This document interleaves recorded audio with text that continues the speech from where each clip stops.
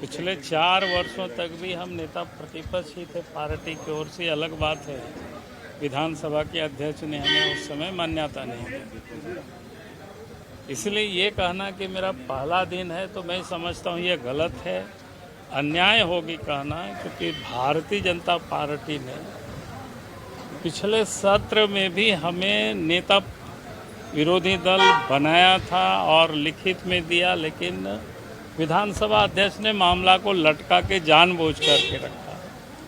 और इसीलिए ये कहना कि हमारे लिए पहला दिन है तो मैं समझता हूँ कि ये ठीक नहीं है ये बातें। और मैं इतना ही कहूँगा कि आज ग्रामीण विकास विभाग, पंचायती राज, वन, पर्यावरण, इन सारे विषय को अनुदान मांगों को लेकर के बहस हो रही है। आप सब लोगों ने अगर उसको पढ़े होंगे तो एक तो पहले सरकार ने बजट में कटौती की है, जो सबसे महत्वपूर्ण विभाग है ग्राम की, गांव की।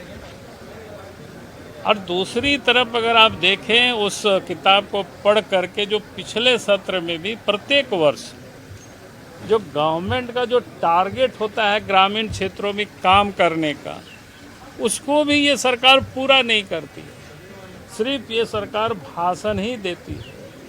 अब उस सरकार से क्या विश्वास कर सकते हैं कि वो काम करेगी? तो बजट तो एक प्रकार से इनका रस्म अदायगी है। हम इसको पूर्ण तब मानेंगे जब ये टारगेट फिक्स्ड करे, उसको काम भी उसको पूरा करे। लेकिन काम तो ये पूरा करते नहीं है, काम तो यूं ही लटका के रखते हैं। लेकिन एक संवैधानिक आवश्यकताएं होता है तो हमें भी बैठना पड़ता है, लेकिन वास्तविकता तो कोसों दूर है, ये किताब में ही है।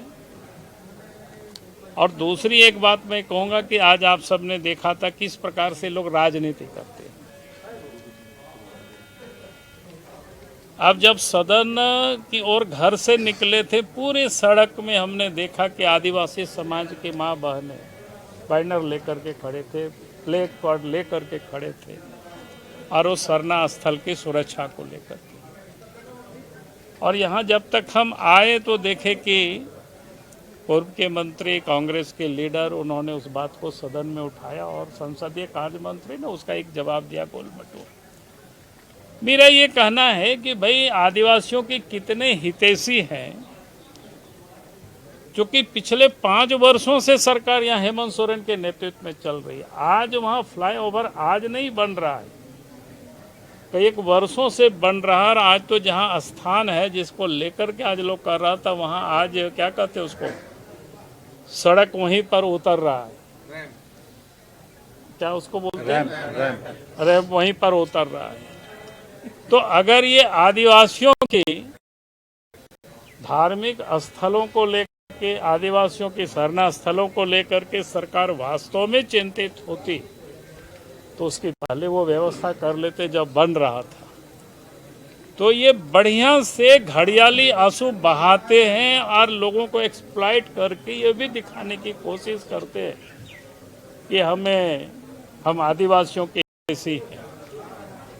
तो इसलिए हमने कहा कि ये सरकार हर हमेशा इसी प्रकार से वो नाटक करती है।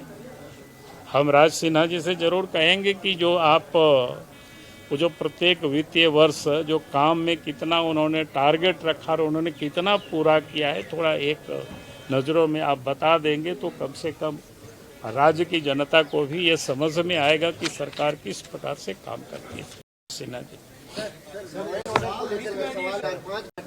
नहीं, लॉ एंड ऑर्डर तो इस राज्य में इस सरकार के रहते मुझे नहीं लगता है कि अच्छी हो सकती है, क्योंकि आज पुलिस महकमा क्या है, वसूली में लगी हुई है। मेरे पास तो जानकारी जो लोग बताते हैं, धनबाद, बोकारो जैसे कोयला के क्षेत्र से, ये तो कोयला के क्षेत्र से आते हैं दोनों विधायक, तो हाईवा इलीगल बाहर कोयला निकाला जाता है।